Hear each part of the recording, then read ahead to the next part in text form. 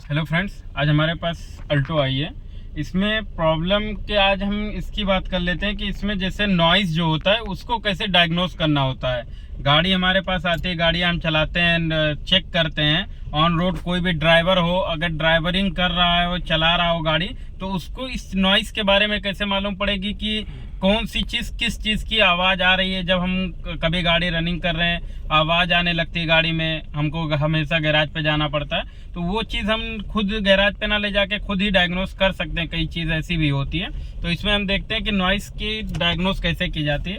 जैसे यहाँ पे गाड़ी अभी आइडियल कंडीशन में एकदम खड़ा कर दिया हूँ। खड़ा करने के बाद स्टीयरिंग अगर ऐसा मैं कर रहा हूँ, ये देखिए जो आवाज़ आ रही है, ये आवाज़ है स्टीयरिंग रैक की।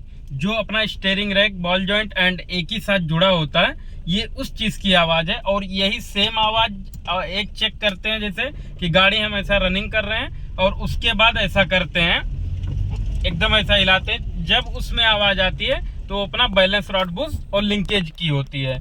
उसके बाद एक्सल की आवाज़ को फाइंड आउट करने के लिए यहाँ पे गाड़ी जैसे हम यहाँ पे लिए, अब इसको पूरा फुल टर्न मारेंगे। ये देखिए ऐसा एकदम जीरो फुल टर्न मारेंगे तो इसमें आपको ये आवाज़ मालूम पड़ जाएगी। एक्सल की आवाज़ रहेगी तो कड़कड़ कड़कड़ करके एक्सल। ऐसे ही लेफ्ट मारेंगे, ऐसे ही राइट मारेंगे। माउंटिंग की आवाज़ चेक करने के लिए हम रिवर्स डालेंगे, उसके बाद गाड़ी को झटका मारेंगे। ये देखिए इसकी माउंटिंग ओके है। और उसके बाद गाड़ी में पिकअप नहीं ले रही है, कभी इशू आ रहा है कि पिकअप नहीं हो रही है, दब रही है। अब ये जैसे नॉर्मल एसी पे एसी नहीं, एसी ऑफ है यहाँ पे, तो गाड़ी दब नहीं रही है।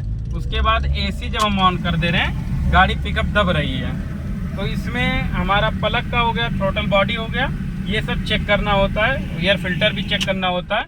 और अपना जो जितना फ्यूल सिस्टम है, जैसे इंजेक्टर भी हो गया, ये सब पूरा कंप्लीटली डायग्नोस करने के बाद, क्लीन करने के बाद ये प्रॉब्लम सॉल्व आउट हो जाएगी। चलिए।